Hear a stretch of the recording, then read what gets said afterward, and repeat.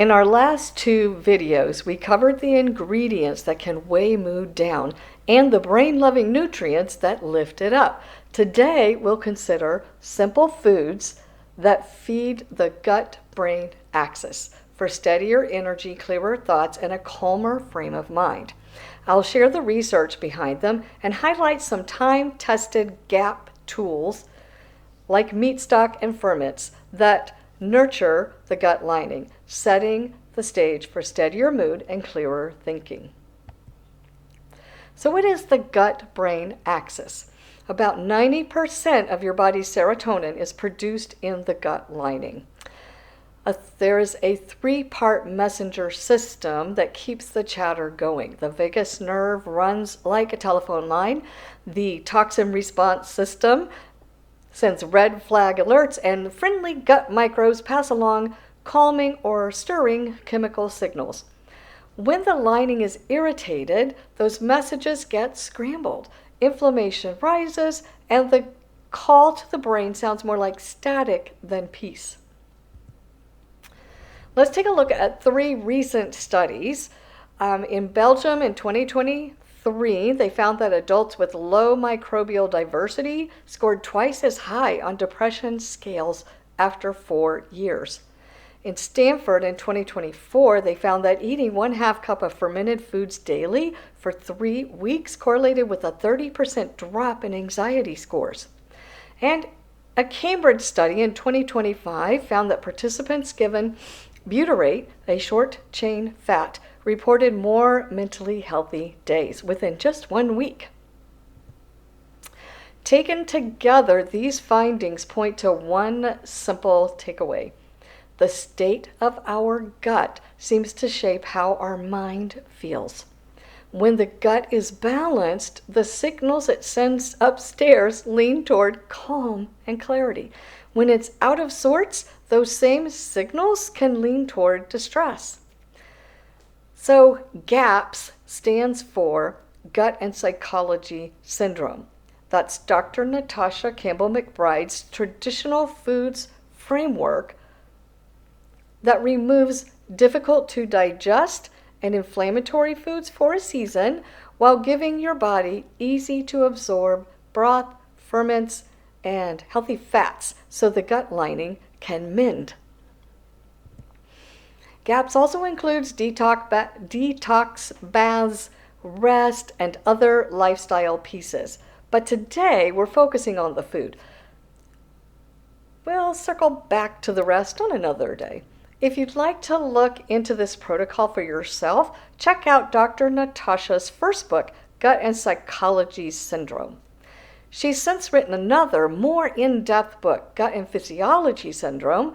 If you'd like to take a deeper dive, that's a great one to check out. I'll include links to those in the description. Let's look at why the core GAPS pillars help our gut and mind get back on track.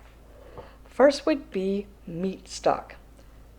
Not bone broth, but meat stock. This is short, cooked, meaty bones simmered gently, and they release collagen, glycine, and glutamine, natural building blocks the gut lining uses to patch those holes in the gut. Think of it as sending sheetrock to repair a wall. This is good stuff. I call it liquid gold. All right, so the second would be friendly ferments.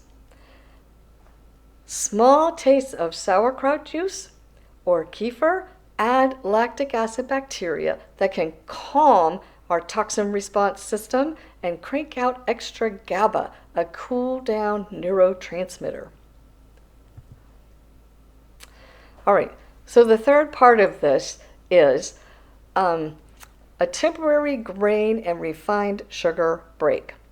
Temporary rest from grains and refined sugars simply gives your inflamed gut lining a time out, shifting their fuel source so the overall microbiome community tunes toward the calm, healing microbes, while the tissue we've worn down can have time to mend and serve again as an open line instead of static for our gut-brain axis. Finally, we want to make sure we're including healthy fats in abundance, like egg yolks, raw cream, and tallow, which I don't have any of at the moment. These deliver fat-soluble vitamins A, D, and K2, raw materials for hormone balance, and nerve insulation. These are simple tools to keep on our healing foods shelf because traditional cultures and recent science alike show they tend to comfort the gut, which in turn eases the chatter headed upstairs. We can thank God for designing our bodies to heal and ask Him to help us steward our bodies faithfully, one small step at a time. You can still get my free Culprits on Your Labels guide with a list of the main culprit ingredients to watch out for when buying packaged foods at the store. If that would be helpful for you, you find that link down in the description below. Your journey to better mental and physical health starts with your faith foundation. Then these simple steps to nourish and heal your body. We would love to hear, all of us in this community together, your experience as you make these shifts and try something new. Let's support and learn from each other. Remember, small changes accumulate over time, leading to significant improvements. Drop a comment if you'd like to see how I make meat stock or how I source or prepare certain foods like the sauerkraut.